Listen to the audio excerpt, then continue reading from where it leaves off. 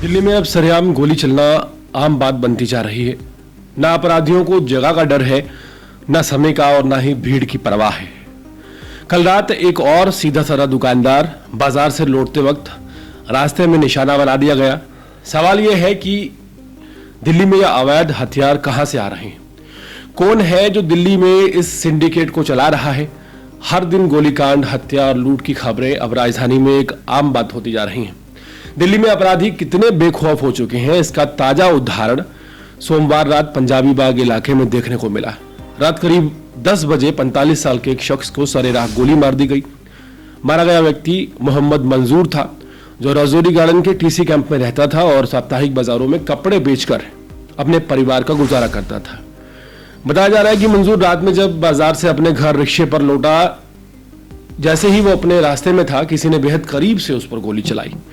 आसपास के लोग कुछ समझ पाते उससे पहले ही हमलावर फरार हो गए। मंजूर खून से लथपथ गिर पड़ा। उसे पास के GFS अस्पताल में ले जाया गया, लेकिन वहां डॉक्टरों ने उसे मृत घोषित कर दिया। दिल्ली पुलिस का कहना है कि अब तक की जांच में लूटपाट की कोई बात सामने नहीं आई है। मंजूर का मोबाइल और बाकी सामान वैसा ही मिला है, जिससे शक गहरा गया है कि मामला पुरानी रंजिश या निजी दुश्मनी का हो सकता है। लेकिन सवाल यह उठता है कि क्या कोई भी शख्स इस तरह से खुलेआम किसी की गोली मारकर हत्या कर देता है? क्या दिल्ली की सड़कों पर अब कानून का डर नहीं बचा है? स्थानीय लोगों और जानने वालों के मुताबिक मंजूर सीधा साधा इंसान था। उसका कोई आपराधिक रिकॉर्ड नहीं मिला। वो बस मेहनत से अपना घर चला रहा था। कुछ लोगों ने बताया कि कुछ महीने पहले ही उसका किसी से झगड़ा हुआ था, लेकिन वो बात इतनी ज्यादा बड़ी नहीं लग रही है। अब पुलिस मामले की जांच में जुटी है। कई टीमें बनाई गई हैं जो अलग अलग एंगल से लगातार जांच कर रही हैं।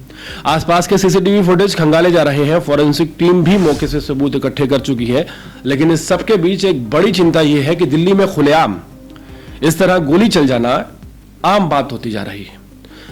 अपराधी अब ना तो जगह देख रहे हैं, ना समय और ना ही लोगों की मौजूदगी का उन्हें डर है। जिस तरह से बाजार से लौटते वक्त एक साधारण दुकानदार को टारगेट किया गया, उसने यह सवाल खड़ा कर दिया है कि आखिर अवैध हथियार दिल्ली में कहां से आ रहे हैं? इस सिंडिकेट को कौन चला रहा है? दिल्ली में एक आम आदमी जो रोज की मेहनत से अपने परिवार को पाल रहा है, अगर उसे भी अब अपनी जान का डर सताने लगे तो सरकार और प्रशासन के लिए एक बेहद गंभीर चेतावनी है। कुछ दिन में गोली चलने, हत्या, लूटपाट की खबरें सामने आती ही रहती हैं, लेकिन असली सवाल यह है कि क्या सिर्फ जांच बिठा देने या टीम बनाने से हालात सुधरेंगे? जब तक अवैध हथियारों पर सख्त रोक और अपराधियों के मन में कानून का डर नहीं होगा, तब तक ये घटनाएं यूं ही दोहराई जाती रहेंगी।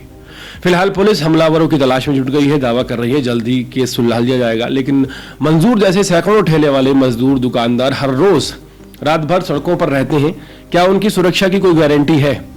दिल्ली जैसे बड़े शहर में अगर कोई अपने घर लौटते वक्त भी सुरक्षित नहीं, तो सवाल तो बनता है कि आखिर कितनी और घटनाओं के बाद हमारा ये सिस्टम, हमारा ये प्रशासन नींद से जागेगा।